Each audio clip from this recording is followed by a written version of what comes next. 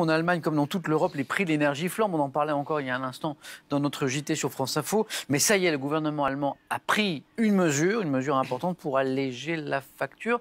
Quelle est cette mesure ?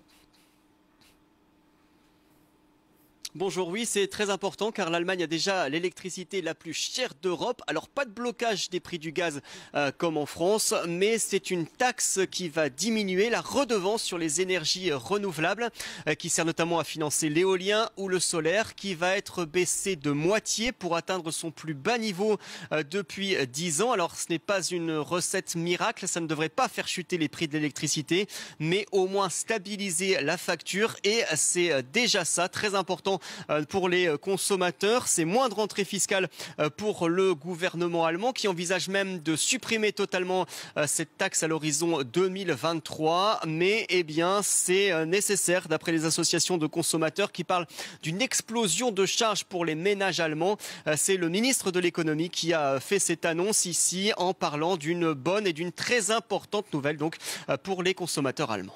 Juste un mot à David Delot, notre spécialiste éco, parce qu'on en a parlé ici pour dire qu'en France, cette baisse de taxes, a priori, elle ne se profile pas pour des raisons budgétaires, David. Absolument. Effectivement, la trajectoire budgétaire de l'Allemagne est un peu plus vertueuse que celle de la France. Et donc, la TVA, qui est un énorme apport pour les finances publiques, le gouvernement en France ne veut pas encore s'en passer. Il y a peu de chances qu'elle baisse. Laurent, à plus long terme, comment l'Allemagne compte-t-elle du coup enrayer cette flambée des prix ?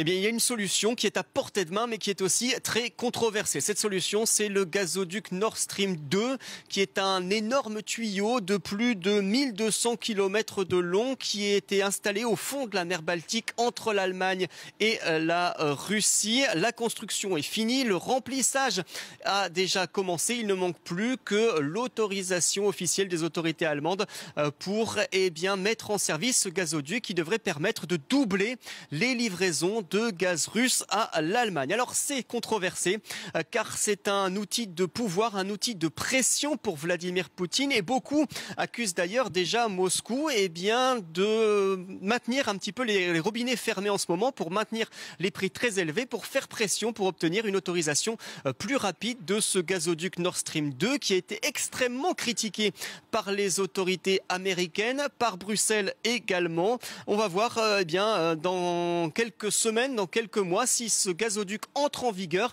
Certains partis allemands y sont opposés. Vous savez qu'en ce moment, on est en pleine négociation pour former le futur gouvernement allemand. Et cette coalition qui est en devenir, elle ne s'est pas encore exprimée précisément sur ce qu'elle entendait faire, mettre en service ou non ce gazoduc Nord Stream 2.